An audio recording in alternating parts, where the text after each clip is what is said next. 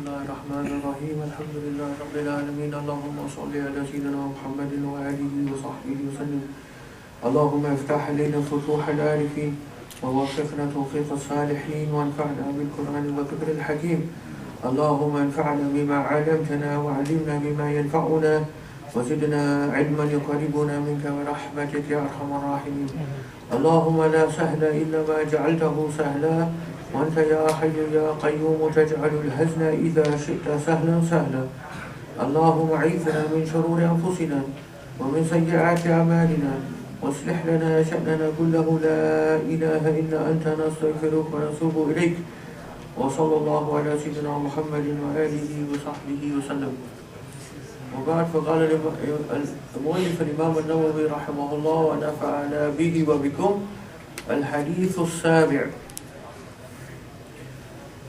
عن أبي رقبة تميم بن أوس الداري رضي الله عنه أن النبي صلى الله عليه وسلم قال الدين النصيحة قلنا لمن قال لله ولكتابه ولرسوله ولأئمة المسلمين وعامتهم رواه مسلم. Hadith number 7 of the collection of Imaam an-Nawawi's hadith which he put together, which are the foundations, the foundational beliefs or the foundational teachings of the deen. Hadith number 7, Tamim al-Dari radiallahu anhu says that the Prophet said, "Ad-deen nasiha."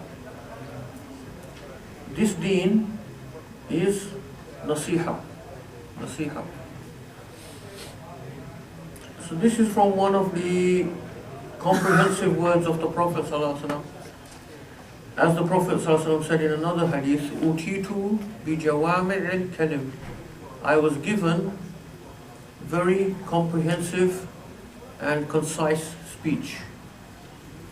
In other words, jawami' al-kalim, the speech of the Prophet ﷺ was concise but contained huge amount of meanings. This was given to him by Allah subhanahu wa ta'ala as he was the last messenger to mankind. And so this is one of the hadiths which shows this aspect of Jawami al-Kalim, that a short statement but with a huge amount of meaning.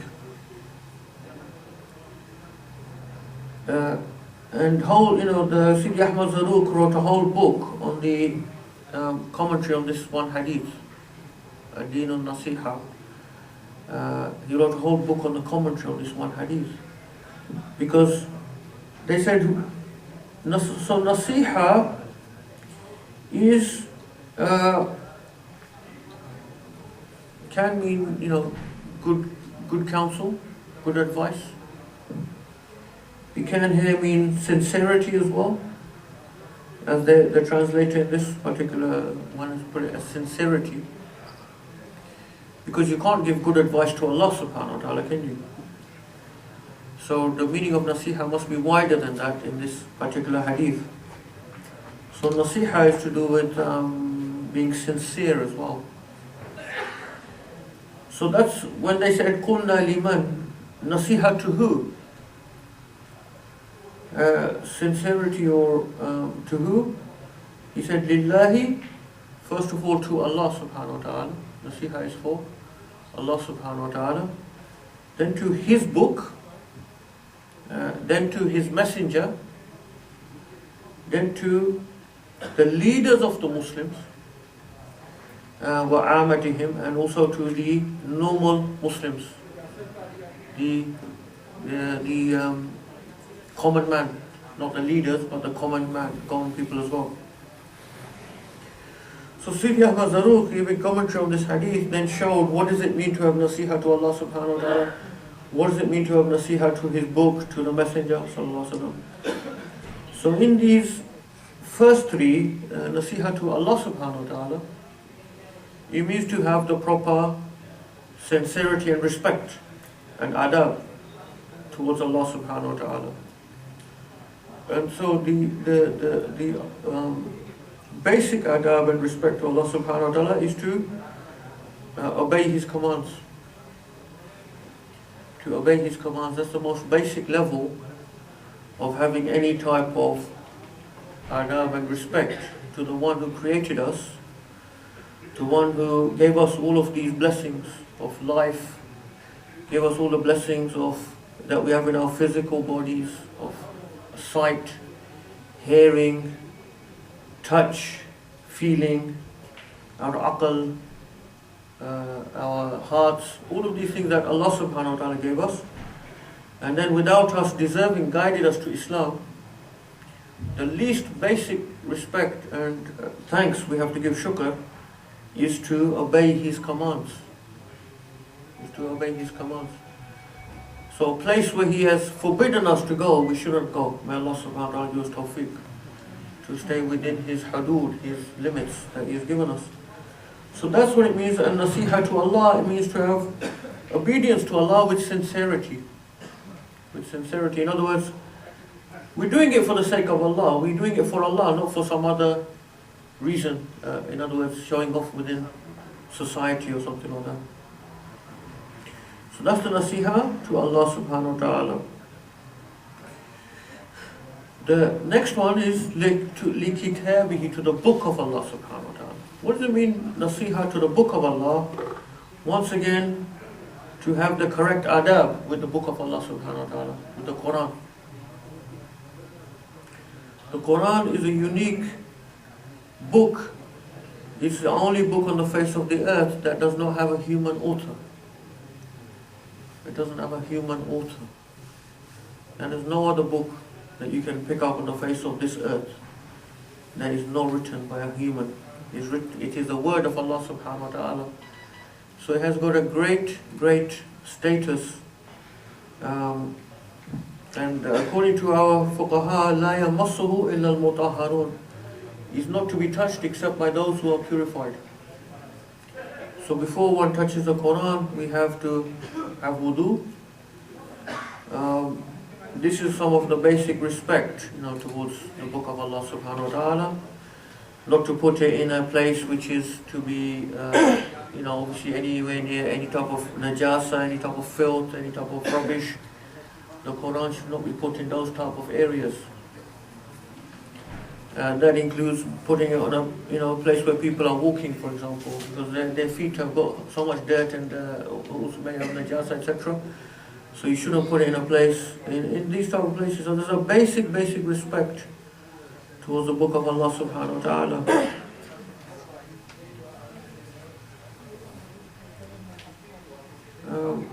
There's nothing wrong with that, because there are people, nowadays going around saying you don't need to do that with the book of Allah. I've even seen people putting the Quran on the floor. And one of the worst things I saw, there's someone, he had the Quran, and the other person asked for the Quran, and he slid it across the floor to him. Astaghfirullah, may Allah protect us. So this, it's just basic adab. We don't need to really have much of a wisdom to understand that, this is a book of Allah subhanahu wa ta'ala. It's not,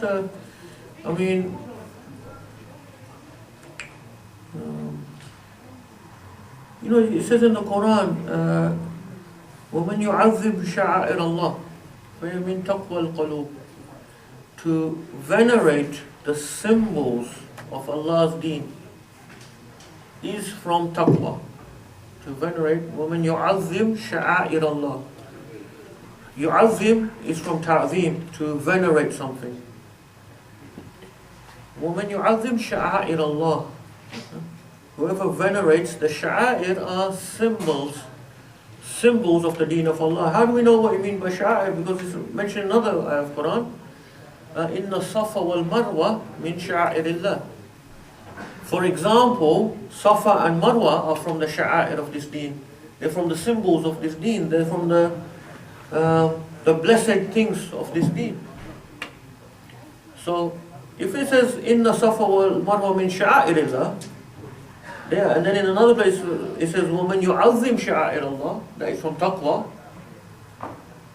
You see what I mean? To have ta'zim, to venerate, to have respect for the things that are linked to Allah subhanahu wa ta'ala is part of taqwa. It's part of a normal normal thing. It's nothing to do with shirk or anything like that.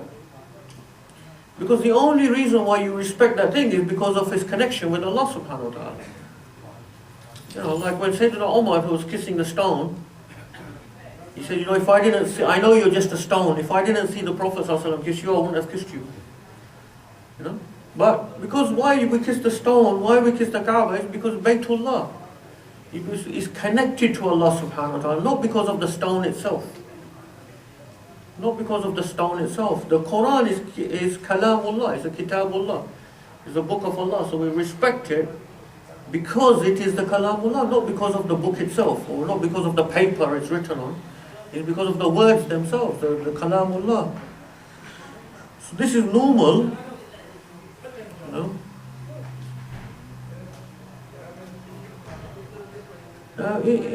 For example, in Sahih al-Bukhari, there's a whole chapter on going to places where the Prophet ﷺ went.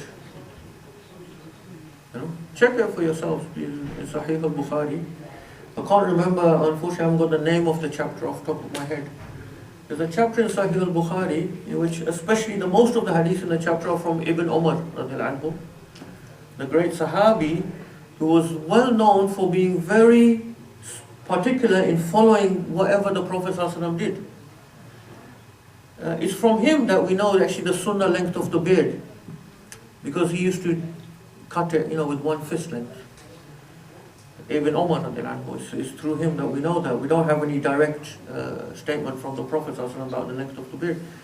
So in Sahih al-Bukhari mentioned about Ibn Umar, once he was in a journey with some other people, and suddenly he stopped in a certain place, walked off the road, apparently for no reason, in the middle of nowhere, sat there for a few moments, and then came back to the road, get on the camel and carry on the journey. And the people with him were just surprised, because it seemed like for no reason he had stopped and just walked off the camel, come back and carried on the journey. So they asked him, why did you do that? He said, because when I was on this journey with the Prophet ﷺ, he stopped at that place and he went to that place for some reason. You know? So there's several hadith in Sahih al-Bukhari of a similar narrations of this type. The surprising thing is the English translation of Sahih al-Bukhari, which was published in Saudi Arabia by Muhammad Mohsin Khan.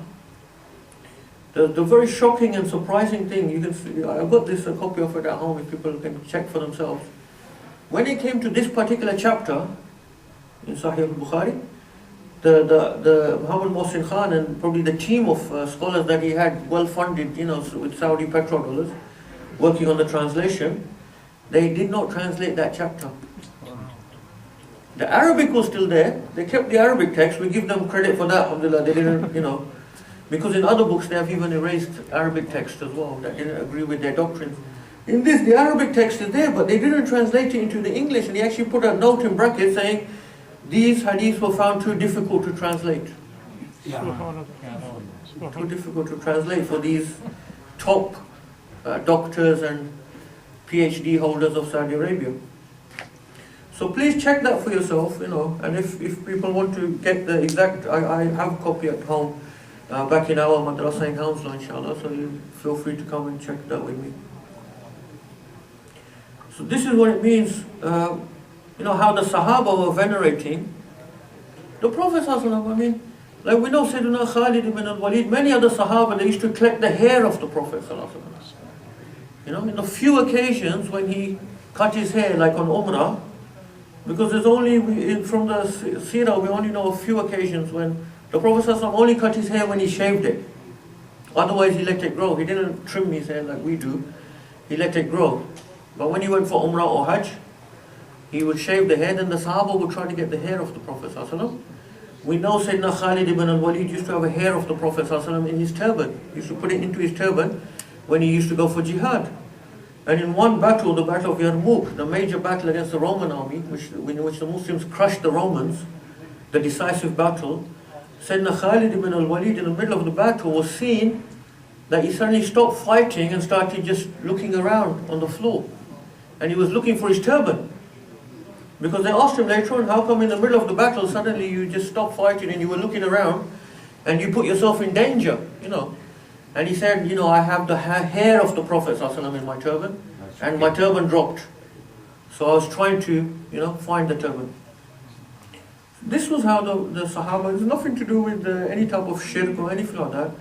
It's just a normal ta'zeem of these things because he's Rasulullah, he's connected to Allah subhanahu wa ta'ala. So that is the nasiha, that means nasiha to the book and to the messenger sallallahu alaihi wasallam. In Surah Al-Hujurat, Allah subhanahu wa ta'ala says what?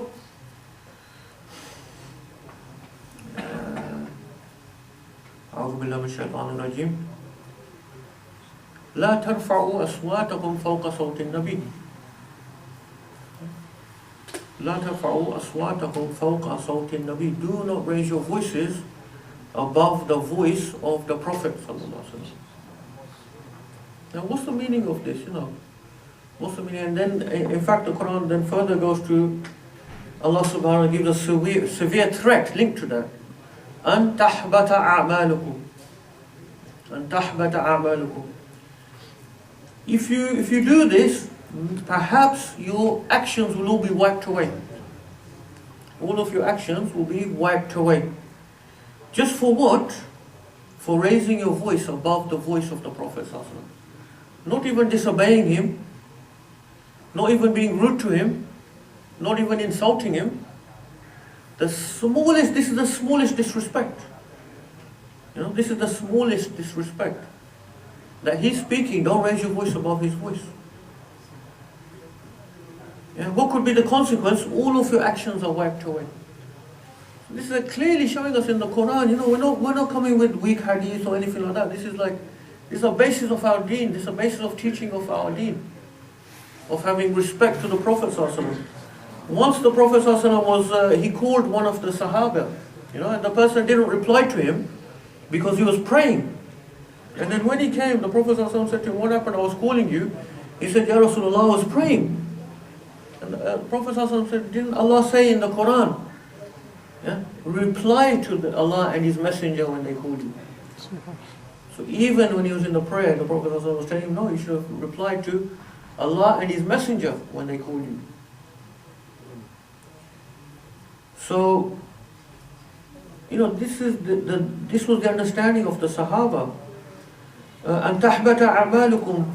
When Sayyidina Umar radiallahu anhu, when the ayah was revealed, don't raise your voices above the voice of the Prophet sallallahu alaihi wasallam, Sayyidina Umar became absent from the masjid. They didn't see him in the masjid for some time. And eventually the Prophet sallallahu alaihi wasallam had to send people, go and what's happened to Umar? He hasn't been in the masjid. So they brought him and he said, because I have got a loud voice, I feared that I would be one of those people that is referred to in the ayah. And they said, after that, the Prophet ﷺ said to him, no, you come to the masjid. After that, they said, when he spoke in the masjid, they could barely hear him. They had to strain their ears to try to hear what he's saying when he was in the company of the Prophet ﷺ. So this is this is the respect to the Prophet ﷺ. Once, just to wind up, because there was once a very, very important incident took place, which is in the Sahih, which we have to look at carefully, where the Prophet ﷺ was dividing the booty, or I can't remember if it was the booty or the zakat. He was dividing between the people. And one Arab came to him, not from the close Sahaba, but from the Bedouins, but he's Muslim. And he came and he said very rudely, he said, Ya Muhammad, not using the respect of Ya Rasulullah or anything like that. He said, Ya Muhammad, Ittaqillah, he said to him, fear Allah in how you're dividing the things. Now the Sahaba were there. Sayyidina Umar immediately drew his sword. Immediately drew his sword, because he realized this is disrespect. And what's he trying to say? What's he trying to accuse the Prophet ﷺ of doing? But the Prophet ﷺ stopped him.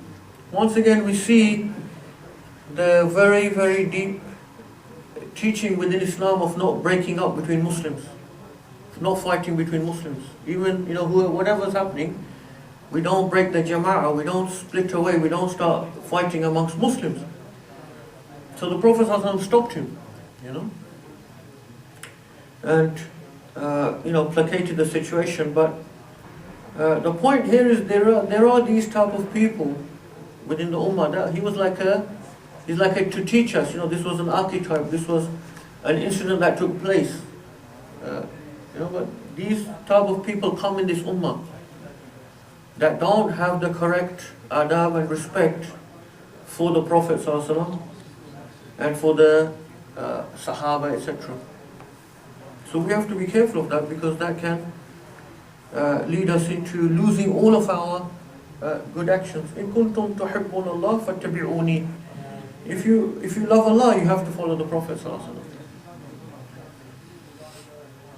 So that's the meaning of nasiha to the Book of Allah and to the Messenger of Allah ﷺ. Part of nasiha to him is also to obey him in what he has commanded us. And then nasiha to the A'immat al-Muslimin. We start at 10 to 12, isn't it?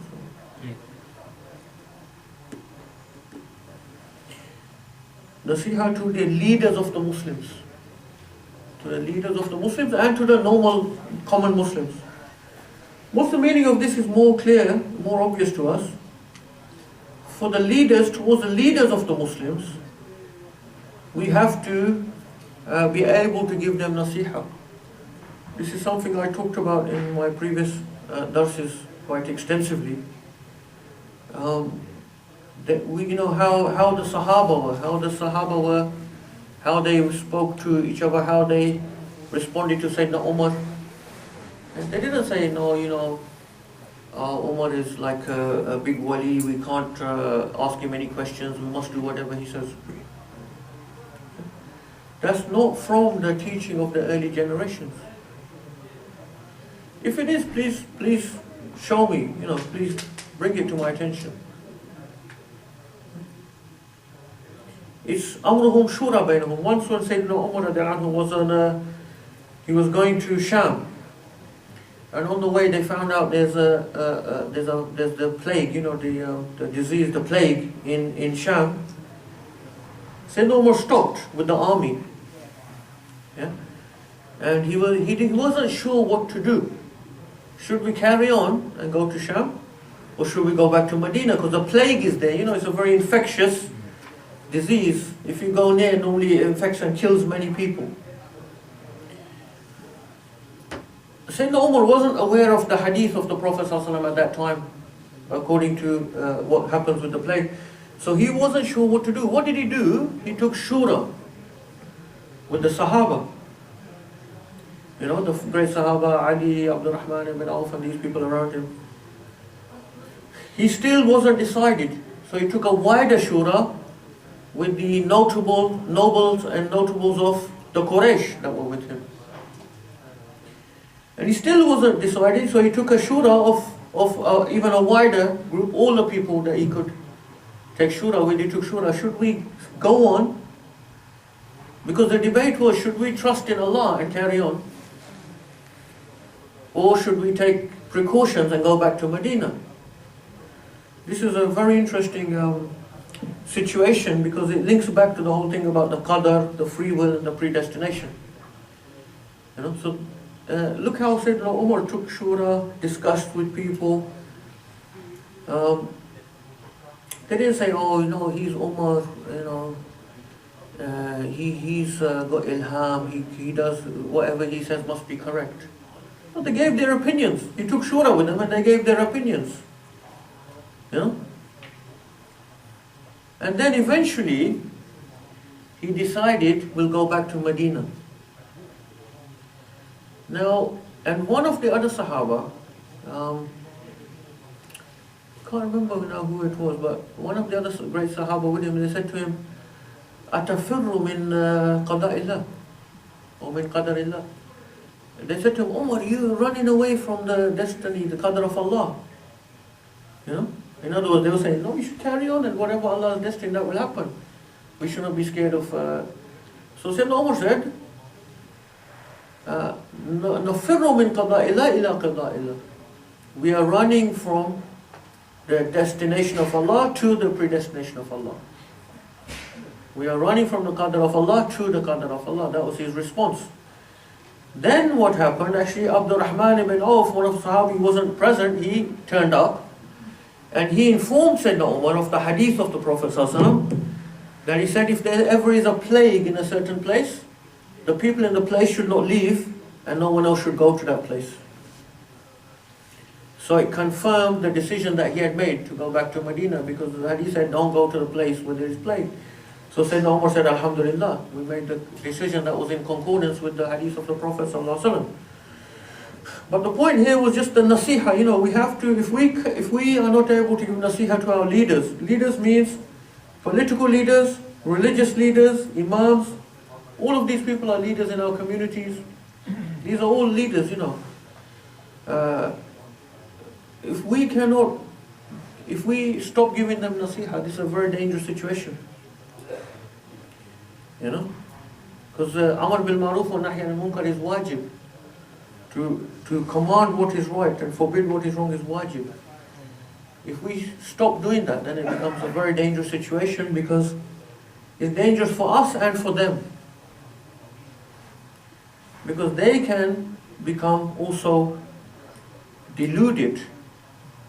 They can become deceived. That, you know, yes, probably whatever I say must be correct. So nasiha to the leaders is very important. Yeah. Yeah.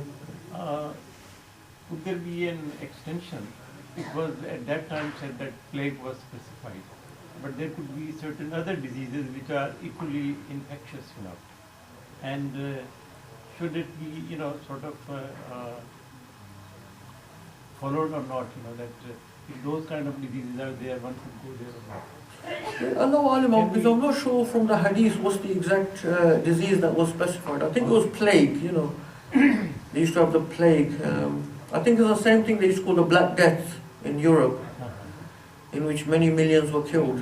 Allah alim, I think in medical terms it's a particular type of bacterium. I won't bore you with the Latin name, but Allah alim, whether the Arabic term is for a specific, just the plague, or whether it includes other types of infectious disease as well, I'm not sure. We'd have to look into that further, inshallah. You said that when he was making summons, he said, Sari Yafta to Jabal. Why it is so? It does not do anything. Ya Sariyat al-Jabal al-Jabal. And the Sariyat al-Jihadi. Yes, yes. That was karama, you know, it's like a miracle, which came from Sayyidina Umar. And many other, I mean, there's other miracles also attributed to Sayyidina Umar as well. This is the point, you know, there's no doubt he was from the best, he was, you know, we consider him to be the second best of all the Sahaba after Sayyidina Abu Bakr. And the Prophet ﷺ said, if there was a Nabi after me, it would be Umar. Yeah? And the Prophet ﷺ also said, if anyone was to give an ilham from this ummah, it would be Umar. So there's no doubt of his status, you know, and his knowledge. But my point only is, look how the Sahaba were, you know, they were able to discuss, question, you know. Someone may have knowledge that someone better than them hasn't got, you know. There could be someone of greater knowledge and someone of lesser knowledge, but the one of lesser knowledge may have some knowledge that he doesn't have. You know, so we can always benefit from each other. Like Sayyidina Musa alayhi salam, when he went to Khidr, you know, Sayyidina Khidr had knowledge that Musa alayhi salam didn't have, even though Musa alayhi salam is a higher rank. He's definitely a higher rank because he's from the Ulul Azmi min al-Rusul. You know, he's from the 5 of the greatest of the messengers. For sure. When Jesus went to Isra, that Garaj, you see, that the Prophet was given the knowledge also. It was not sent through Jibreel as this is direct from Allah. When he came back, he gave actually that knowledge and understand. They call it Khat, Firqa or something. He actually did that knowledge to Hazrat Ali. So there, and also said, the city of the knowledge, and the Ali is the gate of that knowledge. When you come to the knowledge, who is more better to follow? I think Hazrat is that has become on the other opinion. Can I answer? Sorry, can you repeat? Just for sisters' benefit. What's the question? Sorry, Sayyidina Ali is the gate of knowledge. You So. mentioned about these, there's two different definitions of Hadith about purification and menstruation, you know. And you said whom to follow. Because Oh, I see. Sayyidina Ali or Sayyidina Umar? Yeah. Karo. he actually says that past that knowledge is from Allah judgment. Hazrat Ali Kamal will exclusively. No other particular ever given that point. I'm not sure. I haven't come across that particular hadith. Because As far as we know, Sayyidina Abu Bakr is the greatest of all the Sahaba, including from Sayyidina Ali, and then Sayyidina Umar, then Sayyidina Uthman, then Sayyidina Ali. That is actually Ahl Sunnah wal Jama'ah. That's our belief. The Prophet ﷺ clearly said in Sahih, if the iman of all the people was on one side and the iman of Abu Bakr on the other side, Abu Bakr is heavier. So Sayyidina Abu Bakr is the closest of all the Sahaba to the Prophet ﷺ. There's no doubt about the rank of Sayyidina Ali. I'm not trying to dispute anything like that.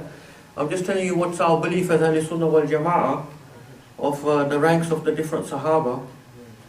Sayyidina Ali radiallahu karamallahu wajha has got, there's many hadiths about his fada'il that are not found about other Sahaba.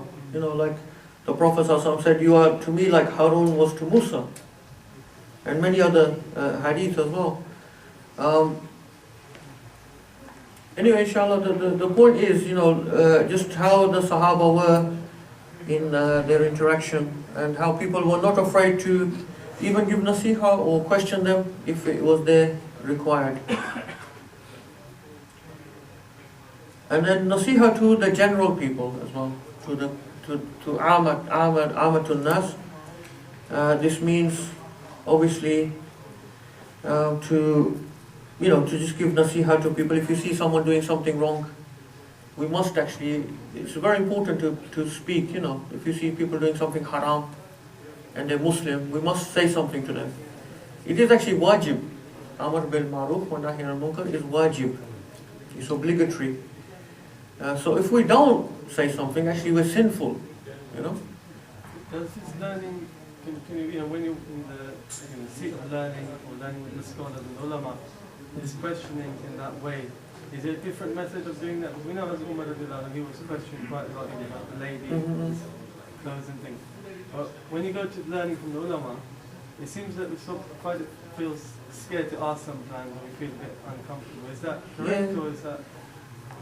To be honest, I think out of respect, I mean. No, it's important, very important to respect our teachers, no doubt. And questioning should only happen where someone has a bit of knowledge themselves as well. That's one thing. There's many people who don't have much knowledge or any knowledge, then they're not really in a position to question anyway, So for example, in a place like Pakistan, may Allah forgive us, but there's still people that are very uneducated, in the villages and all of that. And obviously we don't want to get sidetracked into politics, but it's one of the failings of Pakistan, probably they haven't provided education to the people, So these people who are totally uneducated, for them their deen is, they have the peer probably, or the imam, or whoever, local mufti, they should just follow them. There's no really, they can't really question because they don't have any basis of knowledge to question from. But I'm talking to audience in this country. In this country mostly people are educated, and people do have some knowledge. They're able to gain some knowledge. So different people, so it depends where you're coming from. If you're sitting with a scholar who spent 20 years studying the deen and mastering all the sciences of deen, and you just started reading Imaam an-Nawawi's 40 Hadith or something, then of course, just realize you can't really, you haven't really got the basis, they haven't got the basic knowledge. You need to discuss. But what I'm talking about more is where we have sheikhs or teachers, and say for example you saw something that you felt was questionable in their conduct.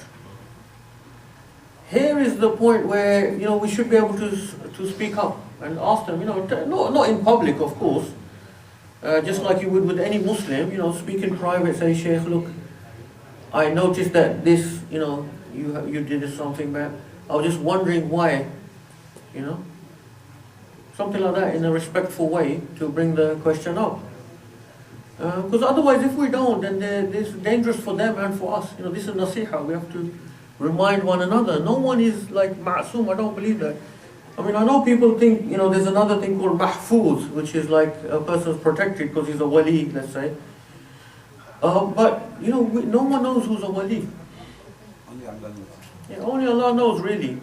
Yes, there is, once again, debate amongst the scholars. Some said sometimes the wali may know that he's a wali. But many said, no, even the wali himself doesn't know he's a wali. This was the position of Fakhruddin al-Razi, the brother who studied the tafsir with us recently. He has got a very extensive discussion about the awliya, and can the wali, does he know if he's a wali? And his position was no. So many, many scholars took the position that we don't know who are the awliya. If we did, then that means they feel that they are safe from the makr of Allah. And the Quran says no one is safe from the makr of Allah, the plan of Allah. So we don't know where we're going to end up. Even if you're in a great spiritual station now, you don't know where you're going to end up. No one knows where they're going to end. No one is guaranteed that they're going to die on Iman, except for those people that we know the Prophet ﷺ promised, the 10 Mubashara that were promised Jannah, or there's a specific statement, in the Quran or the Hadith about certain people, then we know for sure. Otherwise, we never know, how is someone going to end up. One of my very respected teachers, this was one of the dua that he asked people to make for him, Husnul Khatimah. May Allah give me a good ending. This is one of the du'as of the pious people. May Allah give us a good ending, because yes, we're in a good state now, but how do we know where we're going to end up? So in that sense, how can we really know who's in which rank? Only Allah knows who's on whatever rank. There should be some Saleem. In the Quran, then Shaitan threatened Allah that I misled your people to accept Saleem. It means they are Saleem. Of course they are, yeah. But we don't know who's who are the awliya. We don't really know. Even in the biographies of some of the great awliya, they say in the biographies, Madhannatul Wilaya, like he was considered to be a wali. Now people considered him to be wali, but you can't know for sure. Any questions to stand up for a few minutes?